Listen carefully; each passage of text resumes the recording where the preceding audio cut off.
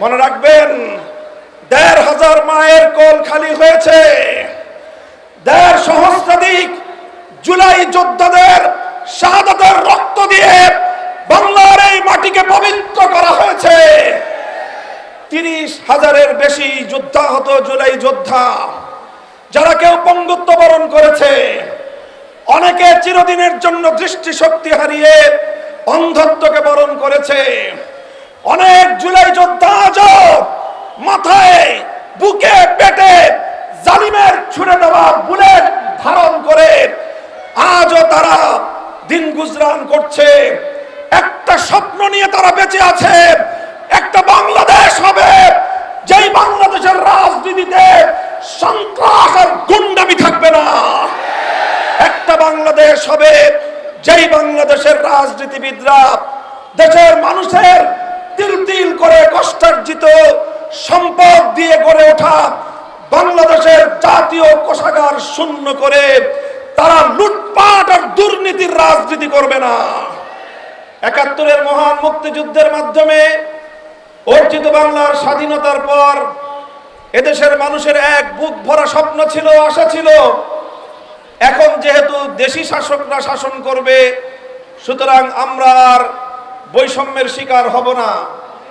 কিন্তু দীর্ঘ ৫৪ বছরের পর বাংলাদেশের মানুষ যখন তাদের প্রাপ্তি এবং তাদের চাওয়া পাওয়ার হিসাব মেলাতে যায়, তখন তারা কি পায়? তারা দেখে যে শাসকের গায়ের চামড়ার রং পরিবর্তন হয়েছে, শাসকের জাতের পরিবর্তন হয়েছে, শাসকের ভাষার পরিবর্তন হয়েছে, কিন্তু বাংলার মানুষের ভাগ্য নিয়ে ছিনিমিনি খেলা, বাংলার মানুষের অধিকার ছিনতাই করবার শোষণের কোনো পরিবর্তন হয় নাই। শুধু এতটুকু পার্থক্য হয়েছে, আগে স্বাধীনতার আগে শাসকরা বাংলাদেশ থেকে শোষণ করে নিজেদের দেশে আমাদের সম্পদ লুটপাট করে নিয়ে যেত, আর স্বাধীনতার পর থেকে শুরু হলো আমাদের দেশীয় শাসকরা এদেশের জনগণের সম্পদ লুটপাট করে বিদেশে পাচার করে। সেই হিসেবে যারা আমার দেশ থেকে লুটপাট করে নিজেদের দেশে নিয়ে যেত, তাদের তুলনায় যারা আমার দেশের সম্পদ লুটপাট করে বিদেশে বেগম পাড়া করেছে, তারা দেশের জনগণের সাথে আরো বড় গাদ্দারি করেছে। তাই আজ ৫৪ বছর পরে যখন দেশের মানুষের পিঠ দেয়ালে ঠেকে গিয়েছিল, আর কেউ কেউ শুধুমাত্র বাংলাদেশের মানুষকে ঈদের কথা শোনাতো, বলতো ঈদ আসবে, ঈদ আসবে, ঈদ আসবে, আন্দোলন হবে। ১৭ বছর, প্রায় ১৫ বছর পর্যন্ত বাংলাদেশের ভাগ্যাকাশে আর ঈদের চাঁদ উঠল না। মানুষের পিঠ দেয়ালে ঠেকে গেল। স্কুল থেকে আমার সোনামণিরা বেরিয়ে আসলো, কলেজ থেকে আমাদের তরুণ প্রজন্ম বেরিয়ে আসলো, আলিয়া মাদ্রাসা, কওমি মাদ্রাসা বিভেদের দেয়াল ভেঙে গুড়িয়ে দিয়ে রাজপথে নেমে আসলো। পাবলিক প্রাইভেট ইউনিভার্সিটি থেকে আমাদের সন্তানেরা রাজপথে নেমে আসলো। ৪ কোটি ছাত্র জনতা হাতে হাত রেখে বিপ্লবের যে ইস্পাত কঠিন দৃঢ় ঐক্য করে তুলেছিল, নাহিদ ইসলামদের নেতৃত্বে জুলাই বিপ্লবের মধ্য দিয়ে সেই স্বৈরাচারের পতন ঘটে নতুন এক বাংলার স্বাধীনতার সূর্য উদিত হয়েছে। তাই আজ ২৪ পরবর্তী বাংলাদেশের মানুষের যে আকাঙ্ক্ষা, যে ইচ্ছা, যে অভিপ্রায়, সেটাকে যারা সম্মান জানাতে পারে না, বাংলাদেশের মানুষ তাদেরকে কোনোদিন গ্রহণ করবে না। তাই আজ বাংলাদেশের মানুষ এদেশের বিগত দিনের রাজনীতির কাঁধে সওয়ার হওয়া এই ২ ভূতকে বিতাড়ন করার জন্য আজ ঐক্যবদ্ধ হয়েছে। ১ নম্বর ভূত হলো বাংলাদেশের রাজনীতি থেকে গুন্ডামি আর সন্ত্রাসকে ঝেঁটিয়ে বিদায় করতে হবে। ২ নম্বর ভূত হলো বাংলাদেশের রাজনীতি থেকে লুটপাট আর দুর্নীতিকে চিরতরে বিদায় করতে হবে ইনশাআল্লাহ। তাই জুলাই বিপ্লবের মধ্য দিয়ে যে নতুন বাংলাদেশের যাত্রা শুরু হয়েছে, নাহিদ ইসলামরা জীবনকে ঝুঁকির মুখে ফেলে জালিমের বুলেটের সামনে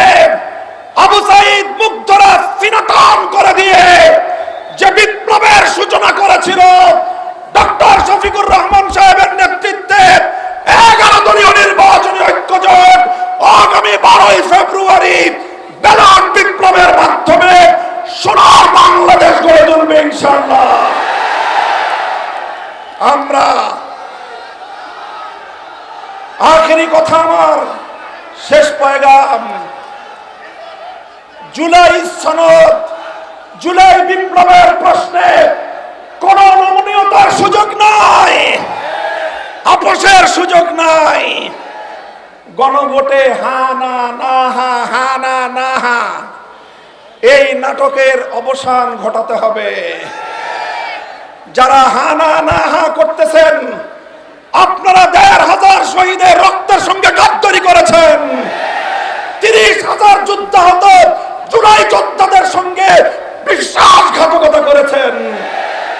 শহীদদের রক্তকে যারা সম্মান জানাতে পারে না, যুদ্ধাহত জুলাই যোদ্ধাদেরকে আজও যারা সম্মান করতে পারে না যথাযথভাবে, দেশের জনগণের ভাগ্য তাদের হাতে নিরাপদ নয়। তাই গণভোটে নির্ভীক চিত্তে, অকুণ্ঠ চিত্তে, স্বতঃস্ফূর্তভাবে গোটা বাংলাকে নিরঙ্কুশ ভাবে বিজয়ী করতে হবে ইনশাআল্লাহ। আর ঢাকা ১১ আসন থেকে বিপ্লবের মহানায়ক নাহিদ ইসলামকে জাতীয় সংসদে প্রতিনিধিত্বের জন্য নির্বাচন করে বাংলার মানুষের পক্ষ থেকে ঢাকা ১১ আসনের জনগণ, ভোটাররা, আপনারা জুলাই বিপ্লবীদের প্রতি বাংলাদেশের মানুষের যে দায়, সেই দায়ের ঋণ কিছুটা শোধ করার চেষ্টা করবেন ইনশাআল্লাহ। আমি যদি ঢাকা ১১ আসনের ভোটার হতাম, শাপলাকলিতে নাহিদ ইসলামকে আমি ভোট দিতাম। আপনারা যারা ভোটার আছেন, এটা আপনাদের পবিত্র আমানতের দায়িত্ব। বিপ্লবের সঙ্গে গাদ্দারি করবেন না। যারা জুলাই বিপ্লবের সবচেয়ে বড় বেনিফিশিয়ারি, আপনারা ১.৫ বছরের মাথায় এসে সেই জুলাইয়ের স্পিরিটকে ধারণ করতে ব্যর্থ হয়েছেন। এটা আপনাদের রাজনীতির ইতিহাসের চরম ব্যর্থতা, কলঙ্কজনক অধ্যায়। ইনশাআল্লাহ আগামী ১২ই ফেব্রুয়ারি ১১ আসনে ১১ দলীয় নির্বাচন ঐক্যে শাপলাকলি বিপুল ভোটে বিজয়ী হবে ইনশাআল্লাহ। ইনকিলাব, ইনকিলাব, গোলামি না আজাদি, আজাদির মার্কা, আজাদির মার্কা, ইনকিলাবের মার্কা। নাসরুম মিনাল্লাহি ওয়া ফাতহুন করিব। আল্লাহর সাহায্য সমাগত, আমাদের বিজয় অবশ্যম্ভাবী ইনশাআল্লাহ। আসসালামু আলাইকুম ওয়া রাহমাতুল্লাহ।